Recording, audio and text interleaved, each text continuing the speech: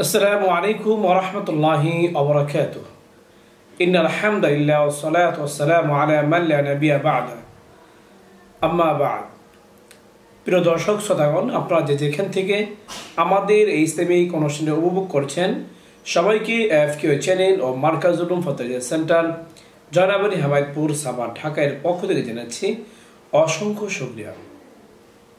রবিউল ইসলাম রাজবাড়ী থেকে প্রশ্ন করেছেন, তার প্রশ্ন হলো, কোনো ব্যক্তি যদি নানি বা দাদির দুধ পান করে তাহলে তার নিম্ন স্তরের কোনো মেয়েদেরকে, যেমন চাচাতো বোনকে অথবা খালাতো বোনকে অথবা ফুফাতো বোনকে অথবা মামাতো বোনকে বিয়ে করা যাবে কিনা? বিষয়টি জানালে অনেক খুশি হব। রবিউল ইসলামকে এই প্রশ্নটি করার জন্য অসংখ্য ধন্যবাদ। তার প্রশ্ন উত্তর হলো, যদি কোনো ব্যক্তি নানির দুধ পান করে তাহলে খালাতো বোন মামাতো বোনকে বিয়ে করা যাবে না। কেননা তখন মামাতো বোন খালাতো বোন তারা মাহরামদের অন্তর্ভুক্ত হয়ে যায় দুগ্ধ সম্পর্কের কারণে।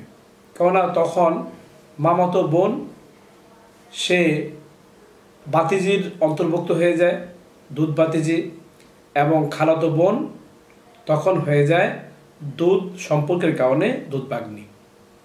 নানি দুধ পান করার কারণে খালাতো এবং মামাতো বোনকে বিয়ে করা যাবে না।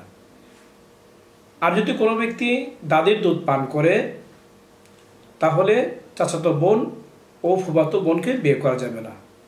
কেননা ফুফাতো বোন সে বাগ্নির অন্তর্ভুক্ত হয়ে যায়, আর বাগ্নিকে যেভাবে বিয়ে করা যায় না, দুগ্ধ বাগ্নিকে একইভাবে বিয়ে করা যায় না।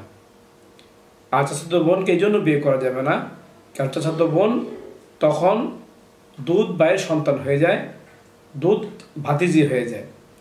আর আপন ভাতিজিকে যেভাবে বিবাহ করা নাজায়েজ হারাম, ঠিক তদ্রূপভাবে দুধ ভাতিজিকেও বিয়ে করা তখন হারাম হয়ে যায়। এই জন্য নানির দুধ পান করলে খালাতো বোন মামাতো বোন হারাম হয়ে যাবে, দাদির দুধ পান করলে ফুফাতো ও চাচাতো বোন বিয়ে করা হারাম হয়ে যাবে। এই জন্য এই বিষয়ে সতর্ক থাকতে হবে। যদি কোনো কারণে কোনো ব্যক্তি নানি দুধ পান করে ফেলে তাহলে সেখানে খালাতো ও মামাতো বোনকে বিয়ে করা যাবে না।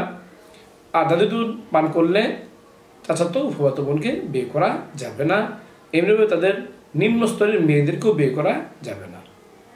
এই মাসলার রেফারেন্স আপনারা পাবেন সহিহ বুখারীর 2645 নম্বর পৃষ্ঠায়, অমদুদকারীর 9 নম্বর খণ্ডের 487 নম্বর পৃষ্ঠায়, আব্দুল মুখতারের 4 নম্বর খণ্ডের 399 নম্বর পৃষ্ঠায়, ফাতোয়া হিন্দিয়ার 1 নম্বর খণ্ডের 409 নম্বর পৃষ্ঠায়, ফাতোয়া উসমানী 2 নম্বর খণ্ডের 235 নম্বর পৃষ্ঠায়।